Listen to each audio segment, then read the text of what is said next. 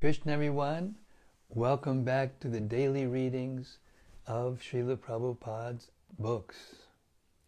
I'm sorry I wasn't with you yesterday, but my voice just completely gave out. I think it was from that long day of 64 rounds and 6 hours of reading Gita and doing I think my voice just gave out. And right now, in case you didn't notice, it's still pretty weak, but I can't stand the separation for more than one day. So we're going to try. Welcome back.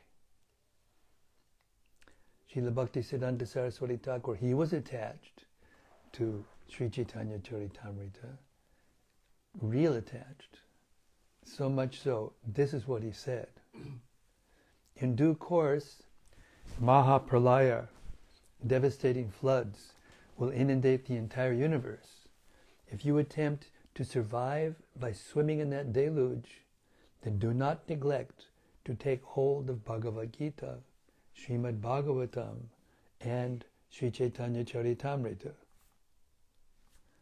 Or if you cannot hold all three, then release Bhagavad Gita. If necessary, you may also relinquish Srimad Bhagavatam, but under no circumstances release your hold on Sri Caitanya-caritämrta. For if this one book remains, then the flood can do no actual damage. Because after the flood has subsided, the message of Shastra can be revived from Sri Caitanya-caritämrta alone, it being the essence of all Shastra. Jai Jai Sri Chaitanya Jaya Nityananda Jaya Dvaita Chandra Jaya Gaura Bhaktavinda Jaya Jaya Sri Chaitanya Jaya Dvaita Jaya Jaya Sri Chaitanya Jaya Nityananda Jaya Dvaita Chandra Jaya Gaura Bhaktavinda Jaya Jaya Sri Chaitanya Jaya Nityananda Jaya Dvaita Chandra Jaya Gaura Bhaktavinda.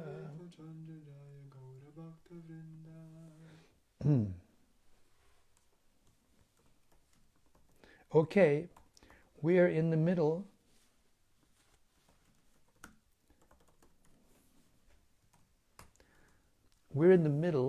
of the chapter glorifying Haridāsa Ṭhākura, and he has just finished delivering the prostitute that Ramachandra Khan sent to pollute him and discredit him.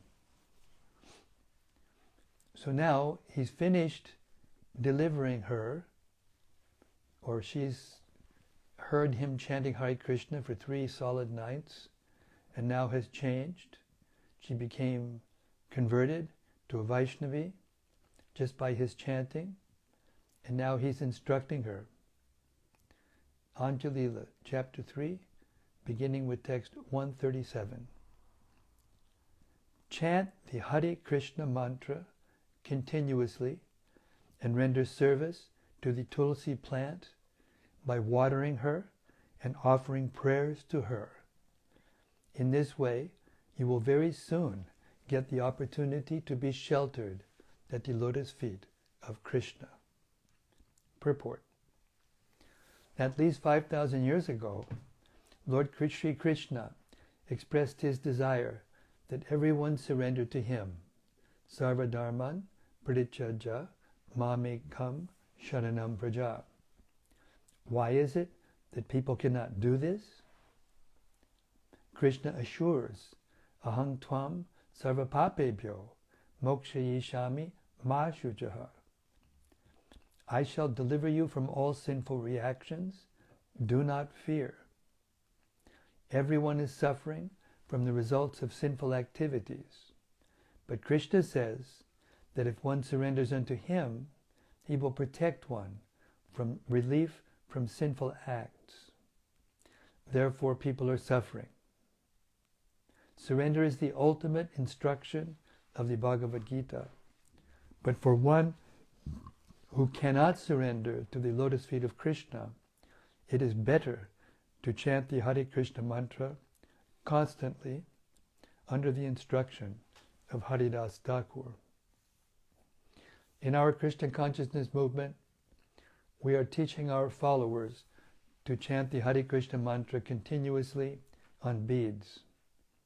Even those who are not accustomed to this practice are advised to chant at least 16-hour rounds on their beads so that they may be trained. Otherwise, Sri Chaitanya Mahaprabhu recommended Trinadapi Sunichena Turodapi Suhishnuna Amanina Manadena Kirtaniyak Sadahari. One should chant the holy name of the Lord in a humble state of mind, thinking oneself lower than the straw in the street. One should be more tolerant than a tree, devoid of all sense of false prestige, and ready to offer all respect to others. In such a state of mind, one can chant the holy name of the Lord constantly. Sada means always. Haridāsa Ṭhākura says, Nirantara Namo Lao. Chant the Hare Krishna mantra without stopping. Although Krishna wants everyone to surrender to his lotus feet, because of people's sinful activities, they cannot do this. Namam dushkritu no muta prabhadyante naradama. Rascals and fools, the lowest of men, who engage in sinful activities, cannot suddenly surrender to the lotus feet of Krishna. Nevertheless, if they begin chanting the Hare Krishna mantra and rendering service under the tulsi plant, they will very soon be able to surrender. One's real duty is to surrender to the lotus feet of Krishna. But if one is unable to do so, he should adopt this process as introduced by Sri Chaitanya Mahaprabhu and his most confidential servant, Namacharya, Śrīla Haridāsa Ṭhākura. This is the way to achieve success in Krishna consciousness. 138. After thus instructing the prostitute about the process of chanting the Hare Krishna mantra, Haridāsa Ṭhākura stood up and left, continuously chanting Hari, Hari. Text 139. Thereafter the prostitute distributed to the brahmanas whatever household possessions she had, following the order of her spiritual master. Purport. Sometimes the word griha vritti is substituted for the word griha vitti. Vritti means profession. The griha vritti of the prostitute was to enchant foolish people and induce them to indulge in sex. Here, however, griha vritti is not a suitable word. The proper word is griha vitti, which means all the possessions she had in her home. All the girl's possessions had been earned by professional prostitution and were therefore products of her sinful life. When such possessions are given to brahmanas and Vaishnavas who can engage them in the service of the Lord, because of their advancement in spiritual life, this indirectly helps the person who gives this charity, for he is thus relieved of sinful reactions. As Krishna promises, Ahang tvam sarvapapebhyo mokshayishami, I shall save you from all sinful reactions. When our Krishna conscious devotees go out to beg charity or collect contributions in the form of membership fees, the money thus coming to the Krishna consciousness movement is strictly employed to advance Krishna consciousness all over the world. The Krishna conscious devotees collect the money of others for the service of Krishna, and they are satisfied with Krishna's prasadam and whatever he gives them for their maintenance. They do not desire material comforts. However, they go to great pains to engage the possessions of prostitutes or persons who are more or less like prostitutes in the service of the Lord, and thus free them from sinful reactions. Oops, it's happening again.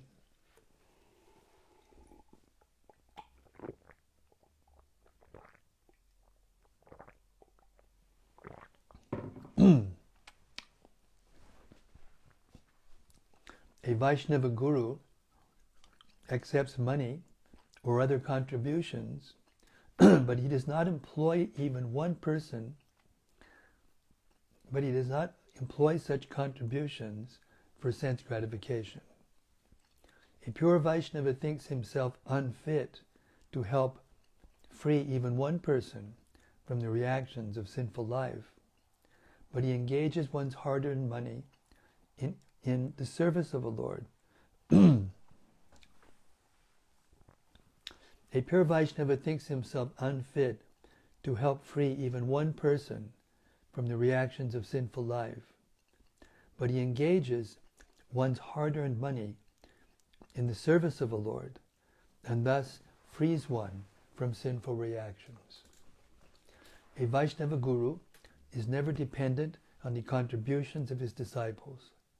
Following the instructions of Haridāsa Ṭhākura, a pure Vaishnava does not personally take even a single paisa from anyone, but he induces his followers to spend for the service of the Lord whatever possessions they have.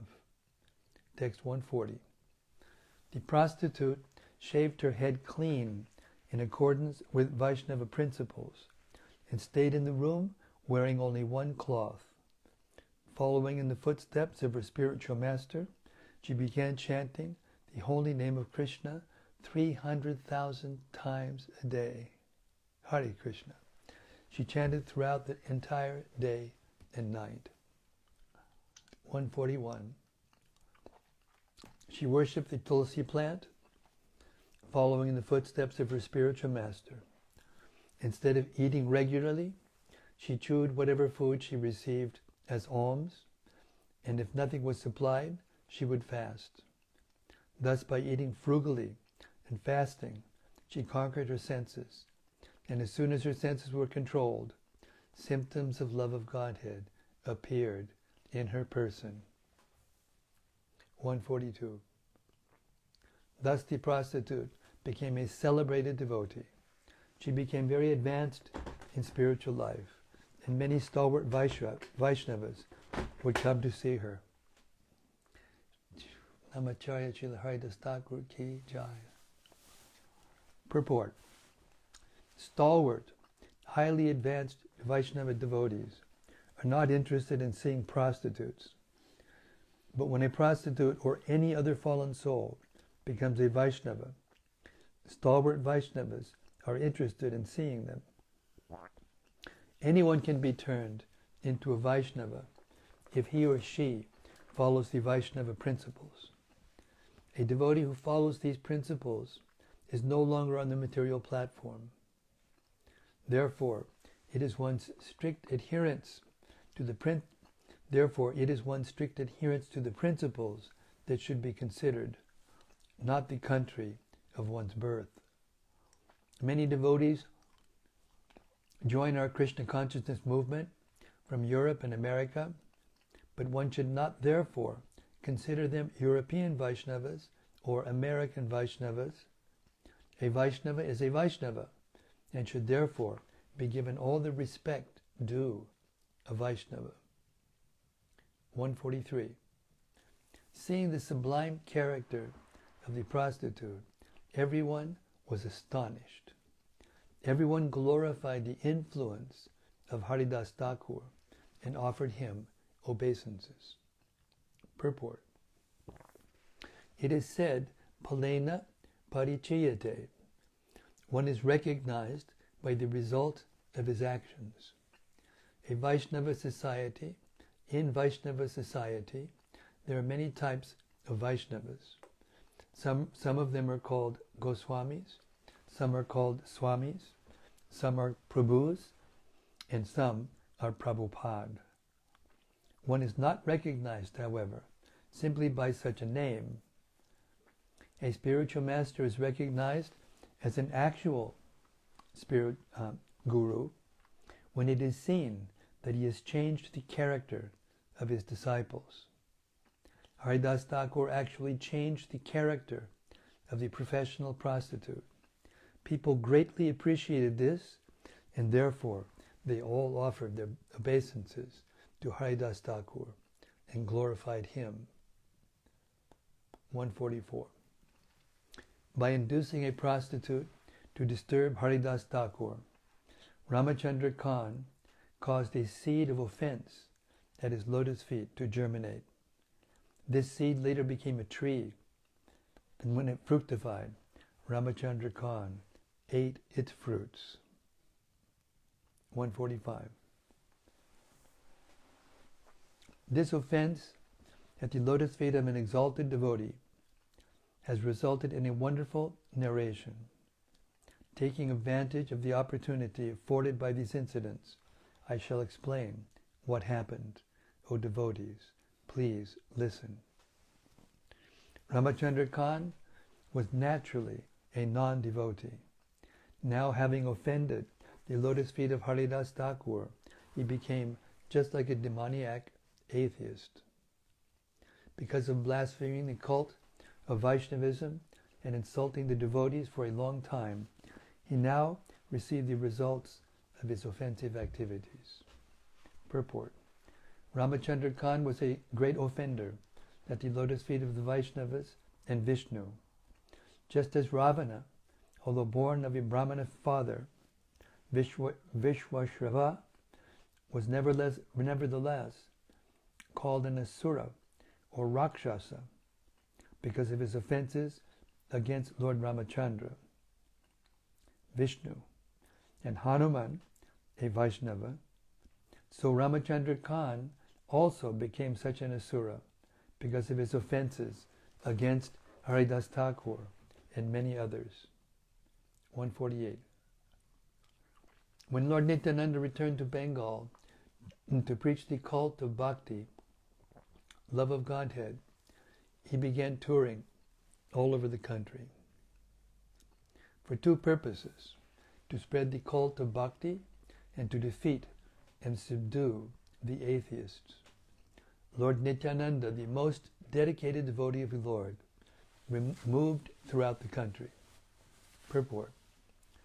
As stated in Bhagavad Gita 4.8, Paritranaya sadhunam vinashaya chaduskritam dharma sangstapanartaya sambhavami yuge yuge. Lord Krishna appears in every millennium for two purposes, namely to deliver the devotees and to kill the non-devotees. His devotees also have two similar purposes: to preach the bhakti cult of Krishna consciousness and to defeat all kinds of agnostics and atheistic demons. Nityananda Prabhu carried out the order of Lord Sri Chaitanya Mahaprabhu in this way, and those who strictly follow Nityananda Prabhu perform the same activities. There are two classes of devotees. One is called Goshtyanandi and the other is called Bhajananandi. A devotee who does not preach but also engages in devotional activities. A devotee who does not preach but always engages in devotional activities is called Bhajananandi. Whereas a devotee who is not only expert in devotional service, but who also preaches the cult of bhakti and defeats all kinds of agnostics, is called a Goshtyanandi. 150. Lord Nityananda, who is omniscient because he is the Supreme Personality of Godhead, came to the house of Ramachandra Khan and sat down on the altar of the Durga Mandap. Purport.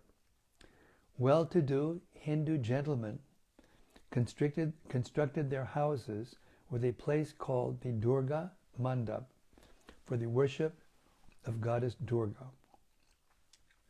There they generally held worship of the goddess every year in the month of Ashwini, September-October. Ramachandra Khan possessed such a Durga Mandap at his residence. 151.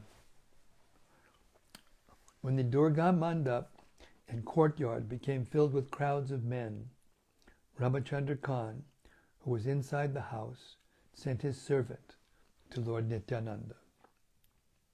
Purport.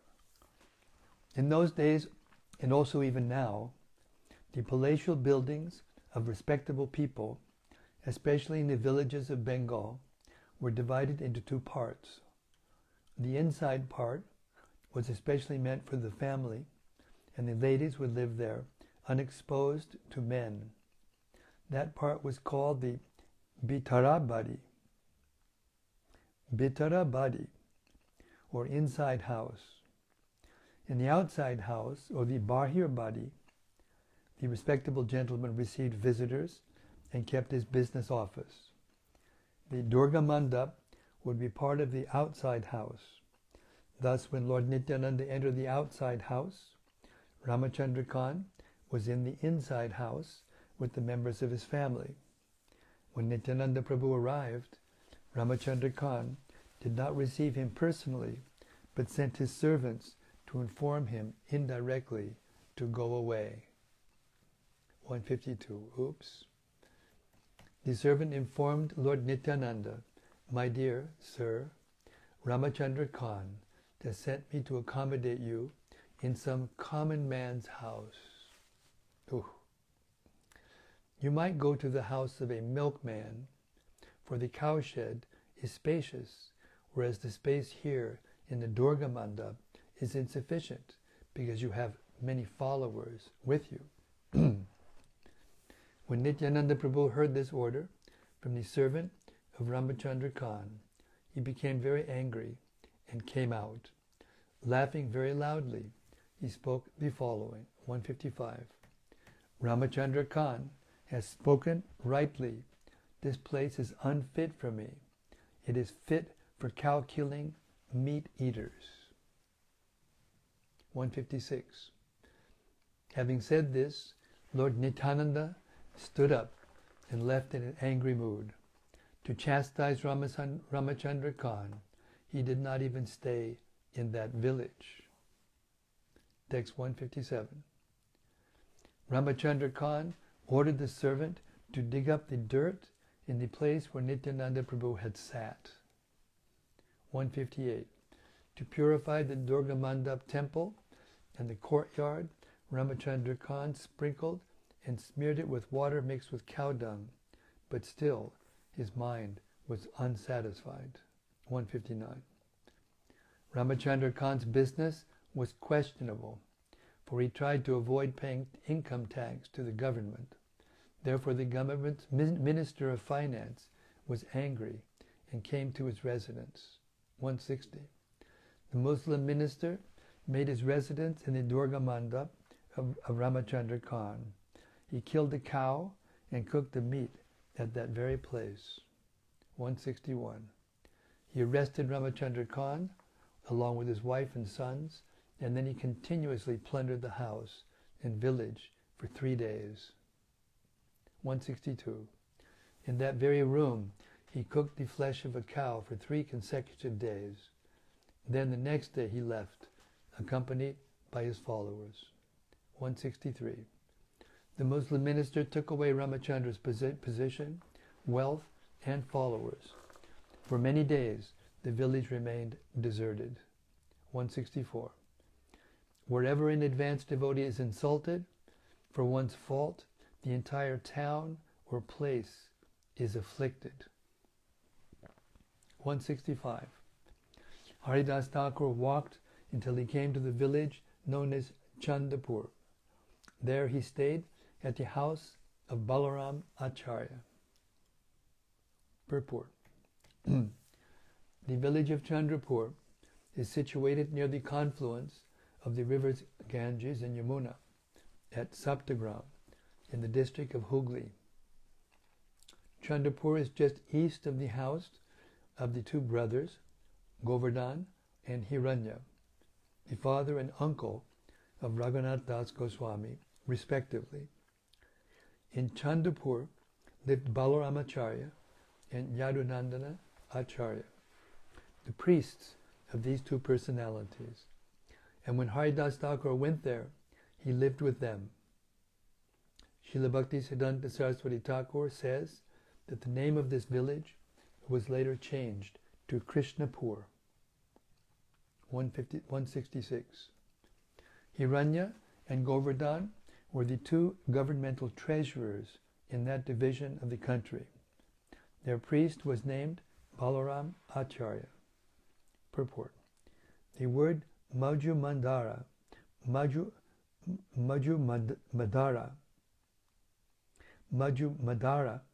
refers to a treasurer who keeps accounts of revenues.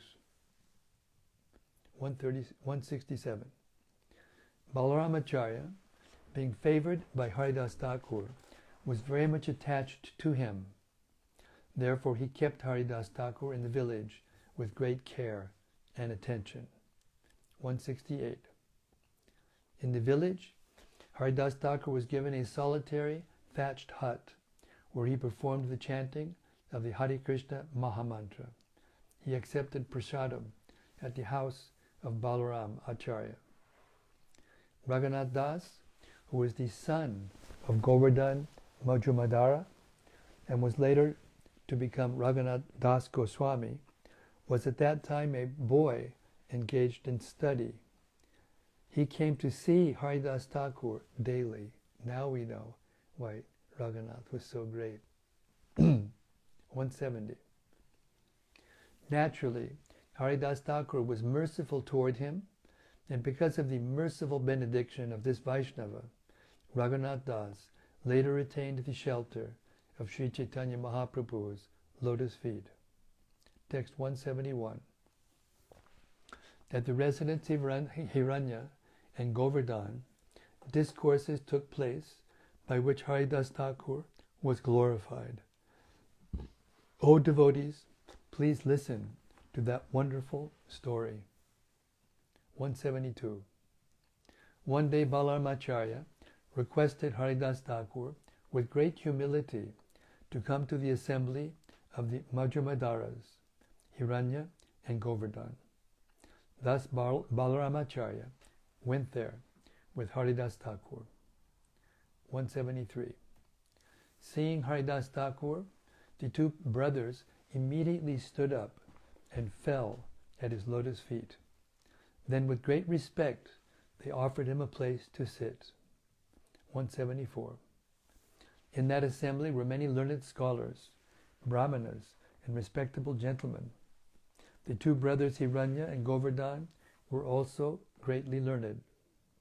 175. Everyone there began to speak of Haridāsa Ṭhākura's great qualities as if they had 5 mouths. Hearing this, both brothers were extremely happy. It was mentioned in the assembly that Haridāsa Ṭhākura chanted the holy name of Krishna 300,000 times a day.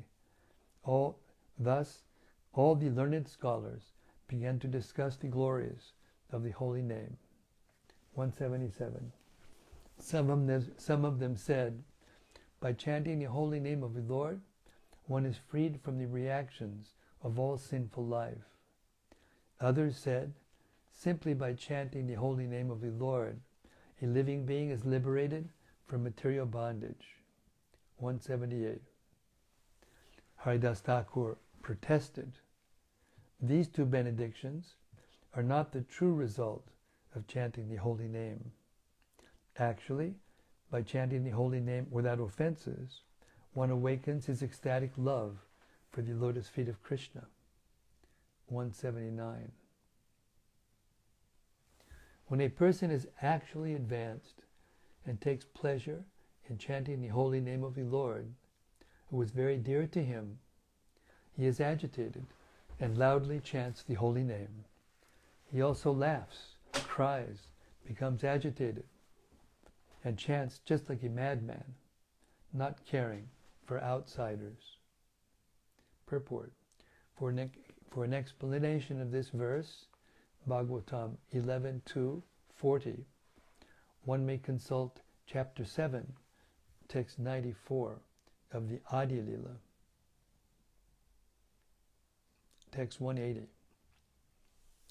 Liberation and extinction of the reactions of sinful life are two concomitant byproducts of chanting the holy name of the Lord. An example is found in the gleams of morning sunlight. As the rising sun immediately dissipates all the world's darkness, which is deep like an ocean, so the holy name of the Lord, if chanted once without offenses, dissipates all the reactions of a living being's sinful life. All glories to that holy name of the Lord, which is auspicious for the entire world. Purport. This verse is found in the Pajavali 16, an anthology of verses compiled by Śrīla Rupa Goswami. 182. After reciting this verse, Haridāsa Ṭhākura said, "O learned scholars, please explain the meaning of this verse." But the audience requested Haridāsa Ṭhākura, "It is better for you to explain the meaning of this important verse." Haridāsa Ṭhākura said, "As the sun begins to rise, even before it is visible, it dissipates the darkness of night.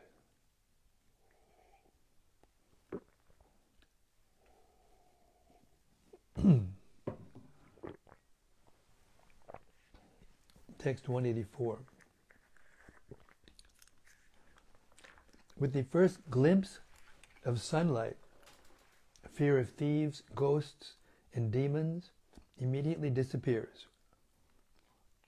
And when the sun is actually visible, everything is manifest, and everyone begins performing his religious activities and regulative duties. 185.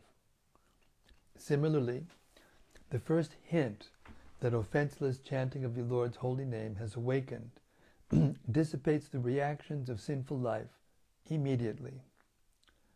And when one chants the holy name offenselessly, one awakens to service and ecstatic love at the lotus feet of Krishna.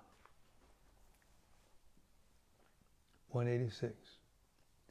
Liberation is the insignificant result derived from a glimpse of the awakening of offenseless chanting of the holy name. 187. Mriyamano harer nama grinan putro pacharitam ajamilo pyagad dhamma kim uta shadaya grinan. While dying, Ajamil chanted the holy name of the Lord, intending to call his son Narayana. Nevertheless, he attained the spiritual world. What then to speak of those who chant the holy name with faith and reverence? Purport. This is a verse from Śrīmad Bhagavatam 6.2.49, 188. Liberation, which is unacceptable for a pure devotee, is always offered by Krishna without difficulty. Text 189. My devotees do not accept salokya, sarshti, sarupya, samipya, or oneness with me, even if I offer these liberations in preference to serving me. Purport. This verse is spoken by Lord Kapila, an avatar of the Supreme Personality of Godhead, in Śrīmad Bhagavatam 3.29.13. Text 190. At the house of Hiranya and Govardhan Majjamadara, a person named Gopal Chakravarti was officially the chief tax collector. This Gopal Chakravarti lived in Bengal. His duty as chief tax collector was to collect 1,200,000 coins to deposit in the treasury of the emperor. 192. He had handsome bodily features, and he was learned and youthful, but he could not tolerate the statement that simply by glimpsing the awakening of the Lord's holy name, one could attain liberation. Purport. Vaishnavas strictly follow the directions of the Shastras regarding how one can be liberated simply by a slight awakening of pure chanting of the holy name. Mayavadis cannot tolerate the statements of the Shastras about how easily liberation can be achieved. For as stated in the Bhagavad Gita 12.2, Klesho dikatadaste sham abhyakta sakta chetasam. Impersonalists must work hard for many, many births, and only then will they perhaps be liberated. Vaishnavas know that simply by chanting the holy name of the Lord offenselessly, one achieves liberation as a byproduct. Thus, there is no need to endeavor separately for liberation. Srila Bilva Mangal Ṭhākura has said, Mukti swayam mukulitan jalisevate smin. Mukulitan jalisevate smin. Liberation stands at one's door, ready to render any kind of service, if one is a pure devotee with unflinching faith and reverence. This the Mayavadis cannot tolerate. Therefore, the Arinda Pradhana, chief tax collector, although very learned, handsome, and youthful, could not tolerate the statements of Haridāsa Ṭhākura. 193. This young man, Gopal Chakravarti, became very angry upon hearing the statements of Haridāsa Ṭhākura. He immediately criticized him. O assembly of learned scholars, he said, just hear the conclusion of the emotional devotee. And I'm going to stop there tonight because my voice is not good, and I think I shouldn't strain it too much. So it's 8 o'clock. I did pretty good. I thought I was going to have to stop earlier. So please forgive my voice, but keep on hearing and chanting and receiving the mercy of the holy name and Srila Haridāsa Ṭhākura. In the meantime, please come forth with your reflections, points, comments, and discussions. Thank you very much. Hare Krishna.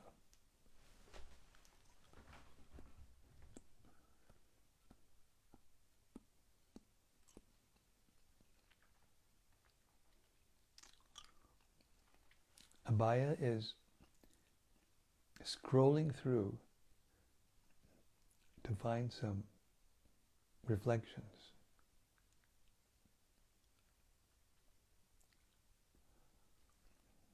Maybe it's holidays and everybody's gone away.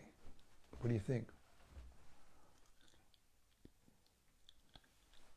Or maybe they're all so sensitive to my feelings that they won't say anything. And that way I won't overuse my voice. What do you think? Abhaya Das Brahmachari says, could be. Anyway, I don't know what to say. I need to... could somebody please type in something to know that someone's there? Please. Anything. Charlie says Hare Krishna Maharaj. Charlie, Hare Krishna. I haven't heard from you for a while.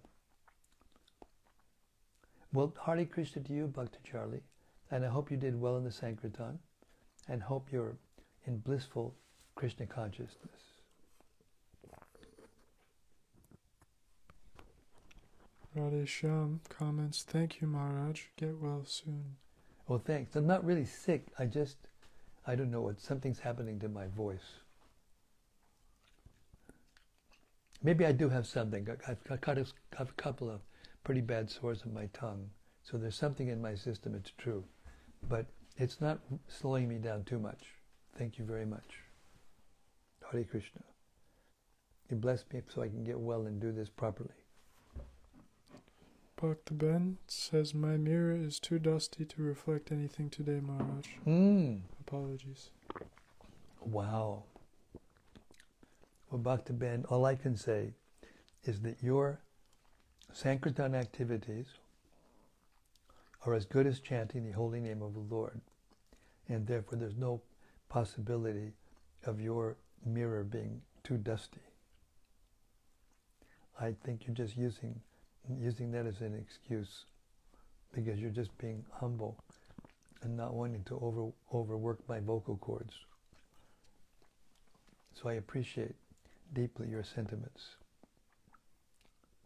and hope that I get to see you sometime in the future.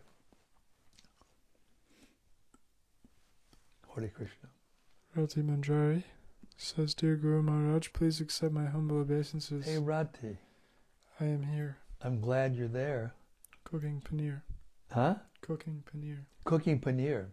I wish I was there to take some. She says, do you need more Sanger oil? No, I don't need yet. I still have some. Thank you very much, though. I'll let you know when I'm getting low. And I use it every night, by the way. I use it every time I sit down to read.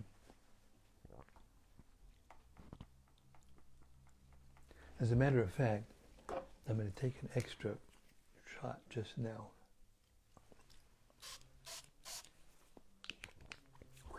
It's heavy stuff, actually, but very good. Very good.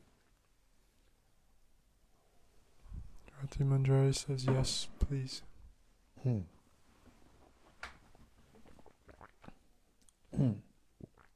Well, if you want to make me feel better, then maybe you should give me a reflection. Somehow or other. Maybe it's because of the topics, the subject matter is so sweet and so intense that maybe it's kind of disarming in everybody, or making them too ecstatic and they can't speak very much. But I sense that there's fewer reflections.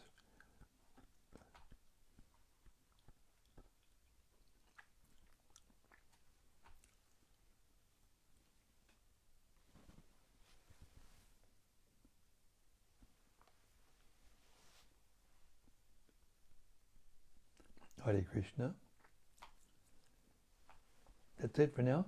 Well, it's not a reflection, but Rati says, sores may indicate vitamin shortage. Rati, I'm taking so many vitamins. If you only knew, I'm up to here with vitamins. I think it's because of the 64 rounds. That took about 6 hours. And then the reading of the Gita, which took another 6 hours. And just before that, I had a morning program. And just after that, I had some discussions with my godbrothers. And I think I blew my vocal thing. I think I blew my voice out.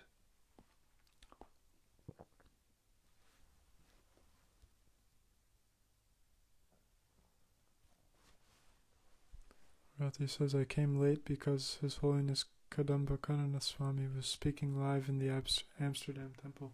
Oh, fortunate.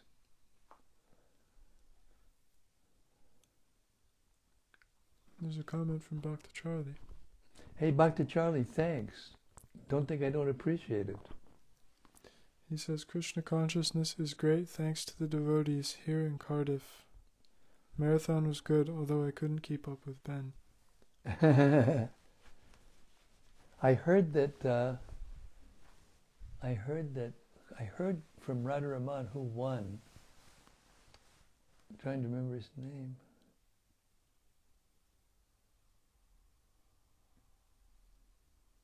Gopal was second. And then maybe Ben. Maybe you were next? Is it? I try to keep track, I try to follow a little bit. Through Radharaman I found out what you're doing.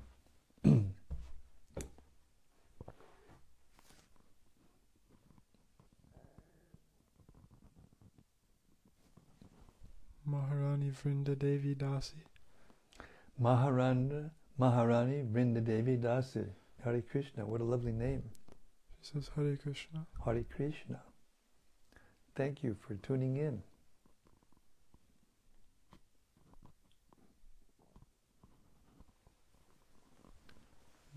There's something from Rati Manjari. Okay, Rati, let me know. She says, but I loved hearing the reading tonight, and I'm already anticipating anxiously what the fate of Gopal Chakravarti will be because of his critical attitude. Well, we'll find out soon, won't we? He's just getting started, this guy, Gopal Chakravarti. He didn't know when to stop. We'll find out about it tomorrow.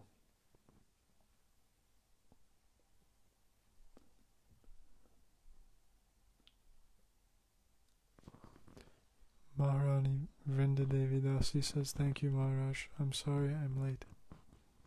That's okay. That's fine. It's holiday seasons, and I'm surprised anybody's showing up. But we will keep the show must go on, as they say. We will keep this up as long as I'm alive, or as much as possible.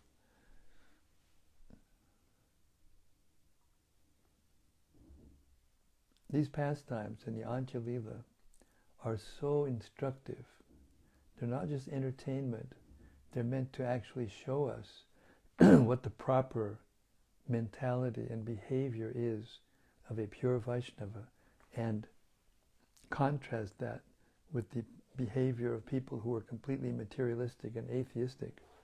And we see the difference, and we become inspired to ourselves develop the qualities of pure Vaishnavas.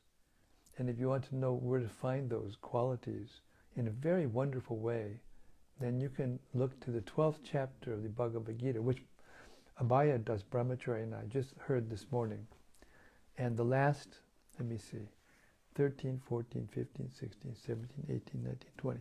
The last 8 verses of that chapter, which is only 20 verses long, describes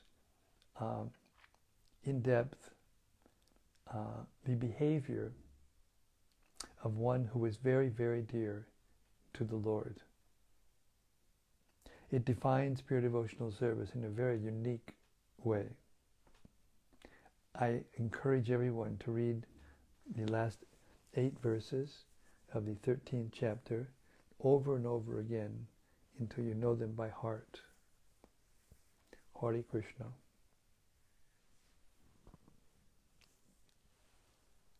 Maharani Vrinda Devi Dasi says, looking forward for tomorrow.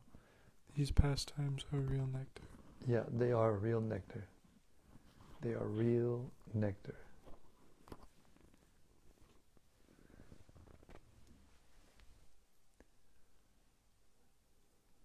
From Anandamurti Devi Dasi. Anandamurti, Hare Krishna. I hope everything's okay in Osaka. She says, Hare Krishna, please accept my humble obeisances. All glories to Śrīla Prabhupada.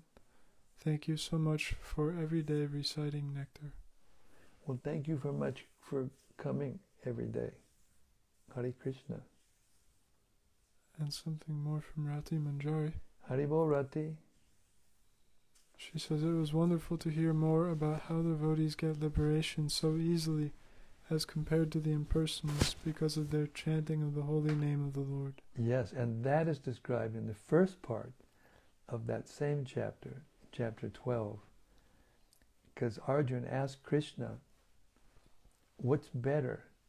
A person who is fully manifesting or worshipping the impersonal aspect of the absolute truth, or is properly engaged in devotional service.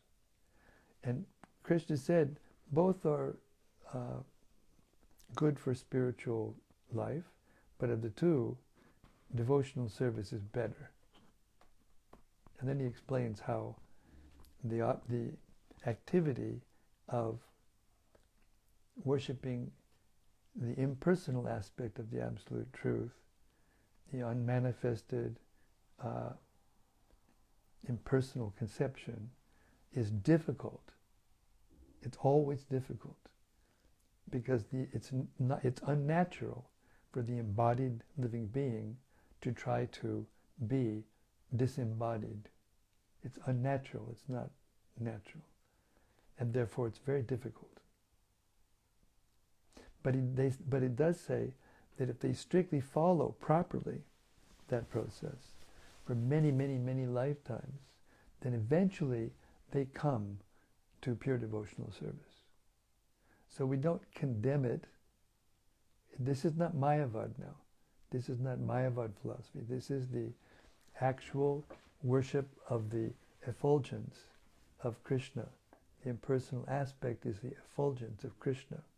And it is not different than Krishna. And because Krishna is unlimited, just like when a very influential person enters into the room, the atmosphere that he brings into the room changes the atmosphere of the room. So the atmosphere of a person, the mystics call it the aura of a person. It's the lack of, or how much modes of nature are covering, more or less. And there's different auras that come from persons who are advancing in devotional life or in spiritual life. And even if they're materialist, they have a different aura, but the atmosphere influences if one is extremely advanced, extremely powerful. And the pure devotee's atmosphere is transforming, changes the hearts of people who are in that situation. And Krishna's aura, because the soul, the forms in the material world, the human forms, are created in the image of Krishna's original form, the human-like form. And his aura is everything. Krishna's effulgence is called the Brahma Jyoti, and it's made up of liberated souls. And their effulgence combined together, just like the sun's rays, the effulgence of the sun looks like it's just one thing, but if you analyze, you'll find that there's different particles of sunshine that when they are put together make the sunshine, the effulgence of the sun. So the souls who are not embodied make up the effulgence of Krishna. It's called the Brahma Jyoti. And that Brahma Jyoti is actually not different than Krishna because it's coming from Krishna's body. Just like the reflection of this, the emanation coming from the sun is just like the sun. It's not different than the sun. Sometimes when you open the drapes, open the blinds, and the sunshine comes in, one will say, oh, it's nice that the sun is in the room. Even though the sun isn't in the room, if the sun were in the room, we'd be burnt to ashes. But the sunshine is considered to be the sun. You'll never see the globe of the sun without the sunshine, and you'll never see the sunshine without the globe of the sun.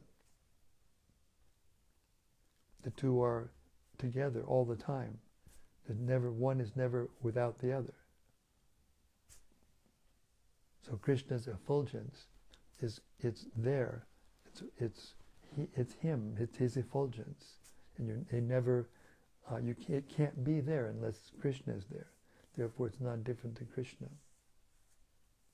But it's seeing Krishna from a great distance. So therefore, you can't perceive everything about Krishna because you're too far away.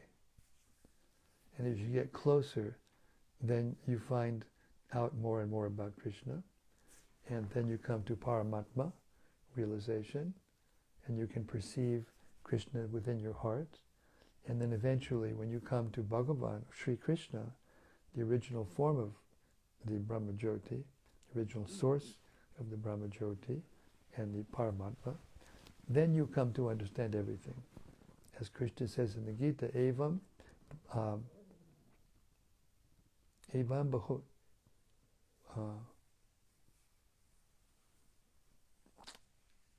just now I forget the Sanskrit, but the last part of the verse is sarvavid, I forget the Sanskrit. Yomam evam asamudo, that's it. Yomam evam asamudo, janati purushottama. So, yomam evam asamudo, if you can accept me, yomam means me, Krishna speaking, asamudo means without doubt, without bewilderment, without confusion, without doubt. Sasarvavid bhajanti mam, sarva savina bharata. That person becomes a knower of everything. One who accepts Krishna as the Supreme Personality of Godhead without doubting. In other words, if he's sure that Krishna is God, that he's sure that Krishna is the source of everything, that everything's coming from Krishna, and therefore we're all dependent on Krishna, and Krishna is giving us everything, and Krishna owns everything, then he becomes the knower of everything, because Krishna is everything. He automatically knows about the Paramatma and the Brahman effulgence.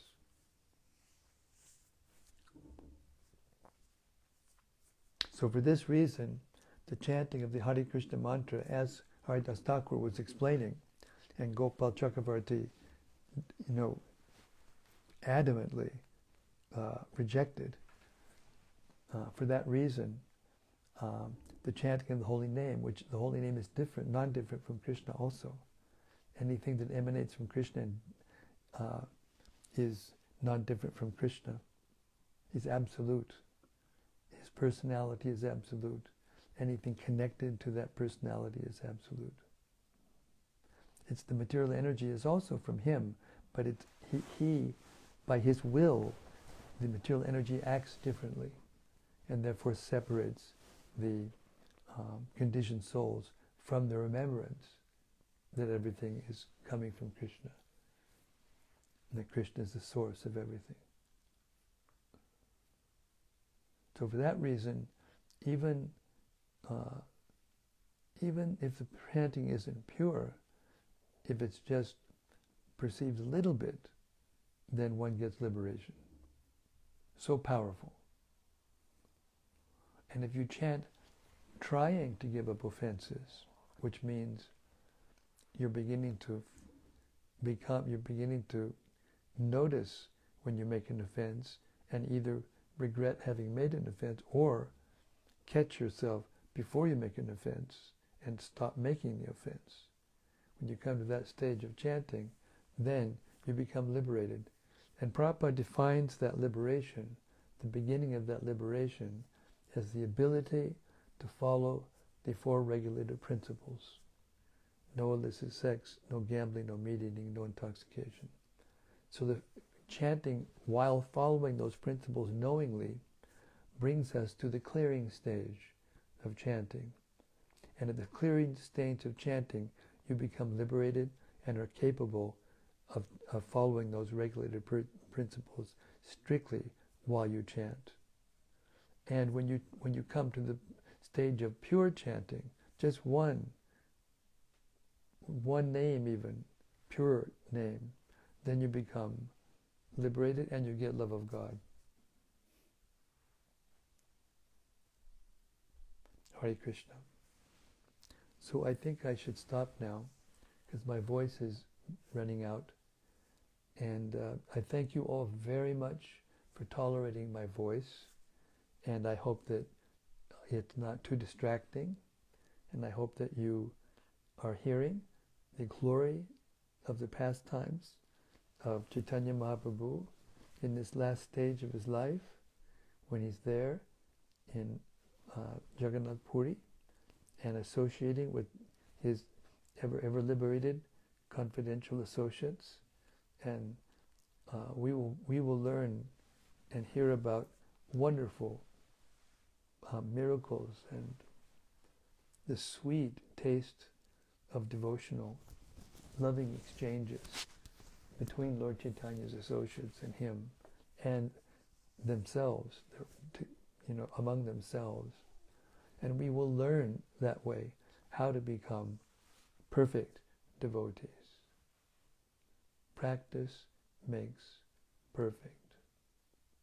Practicing Vaidhi Bhakti, the regulated principles of devotional service sincerely, under the guidance of proper authority, results in one being able to taste this nectar. And once you get a taste, if you're hearing this nectar, you will never be the same, and you will never be able to give it up. Hare Krishna. So I hope and pray that this daily reading of Srila Prabhupada's books, which are as good as associating with Krishna and Lord Chaitanya, and as good as associating with their eternal associates, who are very, very powerful, and who are empowered by the Lord to deliver pure Krishna consciousness to others, become manifest all over the world. The more we chant and hear, and more we chant Sankirtan, the congregational chanting of the holy name, the more we chant our japa seriously, like Haridāsa Ṭhākura does. We can't imitate and chant 300,000 names. But we heard tonight how even a prostitute who actually surrendered and got the association of the holy name chanted by Haridāsa Ṭhākura and his association, chanted the same number of rounds. It's a miracle. It's wonderful. And her character became sublime. And even people who knew she was a prostitute before became amazed at the influence of Haridāsa Ṭhākura. And Prabhupada preaches in his purports, not just preaches, but he prays that all of his disciples will become pure, so that according to their capacity, they will be able to light up the hearts of the conditioned souls and bring them happiness in Krishna consciousness. That is the goal of the life of a Vaishnava, a pure Vaishnava, to make other people happy by spreading this Krishna consciousness, the holy name of the Lord, and the holy pastimes of the Lord and the Lord's devotees. So thank you so much for joining us every night. Please share it. Find other people. This will be a great service. Right now we're working on producing audiobooks of these major works of Srila Prabhupada. And the first one that will come out is this Caitanya-caritämrta, by the grace of the Lord. And hopefully by Gaur Purnima we should be finished, or almost finished, and it should then be released even at that time or not too long afterwards. And then all these people who are running around in their cars and their fancy sound systems can hear the Caitanya-caritämrta instead of all this garbage that they're listening to. Hopefully, at least some of them will. Okay, that's it for me for tonight. Shri Caitanya-caritämrta ki jai, Samaveda Bhakta Vrinda ki jai. Gaur Premanandi, Hari Hari Bol. See you tomorrow night, and I promise you I won't miss tomorrow night. Same place, same time, same topic, and we will walk down the road together, fly through the sky together, to the spiritual sky, to Goloka Vrindavan. Hare Krishna. See you tomorrow night. Hari Bol.